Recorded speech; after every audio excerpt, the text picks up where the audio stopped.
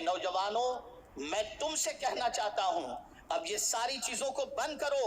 رسول رحمت تمہاری طرف ٹک ٹکی باندھ کر اس انداز سے تصور میں دیکھ رہے ہوں گے کہ یہ میرے نوجوان امتی آج اسلام سے دور بھاگ چکے ہیں، کاش کہ پلٹ کر میرے دامن میں پناہ لے لیں اور میرے پیغام کو لبیک کہتے ہوئے اپنے سینے میں بسا لیں۔ تو امت مسلمہ پر جو داغ لگا ہوا ہے، یہ ہماری نوجوان نسل اس داغ کو انشاءاللہ مٹانے کی صلاحیت رکھتی ہے۔ کسی قوم کا نوجوان اگر سنور جاتا ہے تو وہ قوم سنور جاتی ہے، اور کسی قوم کا ایک نوجوان بگڑ جائے تو پوری قوم بگڑ جاتی ہے۔ مجھے ہمارا نوجوان چوراہے پر یا بائک پر یا پوائنٹ پر بیٹھ کر گپ شپ مارتا ہوا دکھائی دیتا ہے۔ اگر ہم اپنے نوجوان کی فکر کا جائزہ لیں تو ہمیں قطعی طور پر ایسے نوجوان بہت کم ملتے ہیں جن نوجوانوں کے دل کے اندر قوم کو اٹھانے کا جذبہ ہو یا قوم کی نمائندگی کا جذبہ ہو۔ ہماری پہچان کیا ہے؟ ہمارے جوانوں کی آئیڈینٹی کیا ہے؟ کہاں جا رہی ہماری نوجوان نسل؟ کبھی ہم نے اس کے بارے میں غور کیا؟ اور کبھی ہم نے یہ جاننے کی کوشش کی کہ ہمارے وہ اسلاف جنہوں نے نوجوانی میں اپنی زندگی گزاری، ان کے تعلیمی کارنامے، ان کے اخلاقی کارنامے، ان کے اندر قیادت کی صلاحیت کس حد تک موجود تھی، اور انہوں نے اسلام کی نمائندگی اور ملک کی نمائندگی کس طریقے سے اپنی جوانی کے ذریعے انہوں نے پیش فرمائی۔ شاید آج کا جوان اپنی قدر و قیمت کو نہیں جانتا، شاید آج کا جوان اپنے مقام کو نہیں جانتا، وہ جانتا ہی نہیں کہ اس کے پاس جو جوانی اللہ نے عطا فرمائی ہے اس جوانی کی قدر و قیمت کیا ہے، اس جوانی کا مقام کیا ہے، اور اس جوانی کو اسے کس راہ کے اندر خرچ کرنا چاہیے۔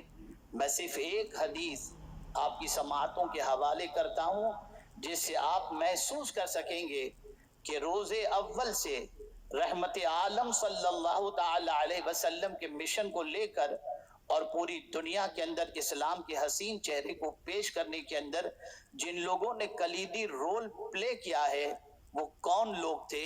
تو آئیے میں حضور کی ایک حدیث آپ کی سماعتوں کے حوالے کروں۔ رحمت عالم صلی اللہ علیہ وسلم صحابہ کرام علیہم الرضوان سے ارشاد فرماتے ہیں، میرے صحابہ جوانوں کے ساتھ حسن سلوک کرو، اس لیے کہ جب میں نے لوگوں کے سامنے اسلام کی دعوت پیش کی تو بوڑھوں نے میری دعوت ٹھکرا دی، جوانوں نے میری دعوت قبول فرما لی۔ آقا کریم صلی اللہ تعالی علیہ وسلم جوان کی سائیکولوجی کو پیش کرتے ہیں کہ جوان نرم دل ہوا کرتا ہے۔ آپ اندازہ لگائیں، رسول رحمت صلی اللہ علیہ وسلم کی دعوت قبول کرنے والوں میں صدیق اکبر کی زندگی دیکھیں، 37 سال کی عمر ہے۔ فاروق اعظم کی زندگی دیکھیں، ان کی بھی عمر کم نظر آتی ہے حضور صلی اللہ علیہ وسلم سے۔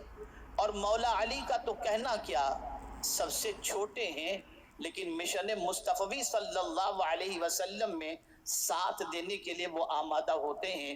آپ ذرا سوچو، وہ اسلام جو رسول رحمت صلی اللہ علیہ وسلم مدینہ منورہ اور مکہ مکرمہ سے لے کر کے نکلے، اس اسلام کی آبیاری کے اندر جوانوں نے اپنی جوانی قربان کی ہے۔ انہوں نے اس راستے پر قدم بڑھایا جس راستے پر چلنے کے بعد جوانی کا مقام بھی لوگوں کے سامنے آشنا ہو جائے، اور جوان جس مقام کے لیے اور جس عظمت کو حاصل کرنے کی صلاحیت رکھتا ہے، اللہ کے رسول صلی اللہ علیہ وسلم کے صحابہ نے اس طریقے سے عمل کر کے دنیا کو بتایا۔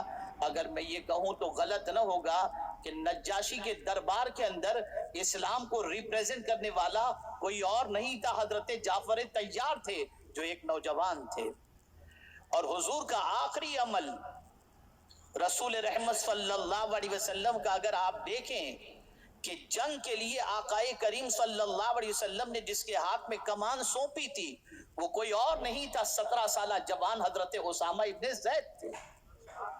آپ ذرا سوچو، آج کا یہ عظیم الشان اجتماع، اگر میں یہ کہوں تو غلط نہ ہوگا جس میں ایک بہت بڑی تعداد بلکہ 80% تعداد نوجوانوں کی ہے. اس لیے میں نے بھی محسوس کیا کہ آج کا اگر ہمارا نوجوان بیدار ہو جائے تو ہماری پیشانی پر جو زوال کا کلنک لگا ہوا ہے اور بدنما داغ جو لگا ہوا ہے اسے دھونے کی ہمارا جوان آج کے دور میں صلاحیت رکھتا ہے. کسی قوم کا نوجوان اگر سنور جاتا ہے تو وہ قوم سنور جاتی ہے، اور کسی قوم کا ایک نوجوان بگڑ جائے تو پوری قوم بگڑ جاتی ہے. مجھے ایک بزرگ کی دعا یاد آتی ہے جو عرفات کے میدان میں گئے تب بھی ایک ہی دعا کرتے تھے، اے اللہ میرے شہر والوں کو سلامت رکھنا، انہیں اچھا رکھنا. مینا میں بھی ایک ہی دعا کر رہے ہیں، اے اللہ میرے شہر والوں کو اچھا رکھنا. اسی طریقے سے مزدلفہ میں بھی یہی دعا کر رہے ہیں، اے اللہ میرے شہر والوں کو اچھا رکھنا. کسی نے پوچھ لیا آپ آئے حج کے لیے، نہ اپنے لیے دعا کر رہے ہیں نہ اپنے گھر والوں کے لیے دعا کر رہے ہیں. اللہ اکبر، آپ تو اپنے شہر والوں کے لیے دعا کر رہے ہیں. آپ ذرا سوچو اور اس دعا کی طرف توجہ کو مبذول کرو، اور اس کے بعد معاشرے کا بسنے والا ہر نوجوان اور ہر ذمہ دار اپنی ذمہ داری کو محسوس کرے. اس بزرگ سے پوچھا گیا ذرا یہ تو بتائیے کہ نہ اپنے لیے دعا کر رہے ہیں نہ گھر والوں کے لیے دعا کر رہے ہیں، شہر والوں کے لیے دعا کیوں کر رہے ہیں؟ جواب میں ارشاد فرماتے ہیں میرے ہی تو شہر کے اندر میرے بچے بھی رہتے ہیں، میرے رشتہ دار بھی رہتے ہیں، میرے خاندان کے لوگ بھی رہتے ہیں اور دوسرے لوگ بھی رہتے ہیں. اگر میں نے شہر والوں کے لیے دعا کی تو کیا غلط کی؟ اس لیے کہ شہر کا ایک بچہ بھی صحیح رہا، شہر کے لوگ اگر صحیح رہے تو ہمارے بچے بھی صحیح رہیں گے، اور شہر کا ایک بچہ بگڑ گیا تو ڈر لگتا ہے کہ اس کی صحبت سے ہمارا بچہ بھی بگڑ نہ جائے. کیا یہ بات سچ نہیں ہے؟ ہمارے معاشرے کے اندر محلے کے اندر ایک بچہ بگڑ جاتا ہے تو نہ جانے کتنوں کو نشے کا عادی بنا دیتا ہے. ہمارے معاشرے کا ایک نوجوان اگر زنا کے اڈے کا عادی بن گیا تو نہ جانے کتنوں کو اس زنا کے اڈے تک لے جاتا ہے. ایک شراب کے نشے میں دھت ہونے کی عادت بنا لیا تو نہ جانے کتنوں کو شراب کا رسیا بنا دیتا ہے. میری قوم کے نوجوانوں، تمہاری جوانی بڑی قیمتی ہے، تمہارا مقام بڑا عرف و اعلیٰ ہے. اللہ عز و جل نے جوانوں کو بڑا مقام دیا ہے. اللہ عز و جل کے رسول صلی اللہ علیہ وسلم نے جوانوں کی اہمیت بتائی ہے. آپ جانتے ہیں سلطان صلاح الدین ایوبی کا ایک قول میں نے ایک ٹغرے پر پڑھا تھا جس میں لکھا ہوا تھا کسی قوم کو تباہ کرنا ہو تو ایٹم بم کی ضرورت نہیں، اس قوم کے نوجوانوں کو آوارہ بنا دو، وہ قوم خود بخود تباہ ہو جائے گی. کیا یہ سچ نہیں ہے؟ کیا آج ہمارے معاشرے کے اندر بہت سارے نوجوان، میں سب کی بات نہیں کر رہا، بہت سارے نوجوان مسجدوں سے دور ہیں، علماء سے دور ہیں، دینی تعلیم سے دور ہیں، درس گاہوں سے دور ہیں، سوشل ایکٹیویٹی سے دور ہیں، خلق خدا کی خدمت سے دور ہیں، معاشی اعتبار سے پسماندگی کے شکار ہیں، اور بہت سارے تو ایسے نوجوان ہیں جو آج بھی اپنی ماں کو برتن منجواتے ہوئے وہ کام کرواتے ہیں اور خود بیٹھ کر کے سگریٹ پیتے ہیں، نشہ کرتے ہیں، اور انہیں اس چیز کا احساس تک نہیں ہوتا کہ میری ماں ہمارے لیے کیا کر رہی ہے، اور وہ اپنی جوانی کو برباد کرتے ہوئے نظر آ رہے ہیں.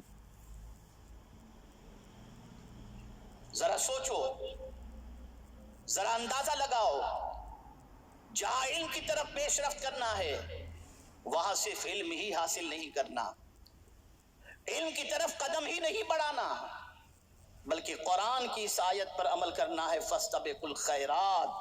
بھلائی کے معاملے میں دنیا سے آگے نکل جاؤ، ایجوکیشن کے اندر دنیا سے آگے نکل جاؤ، اس لیے کہ تمہارا تعلق رب سے جڑا ہوا ہے.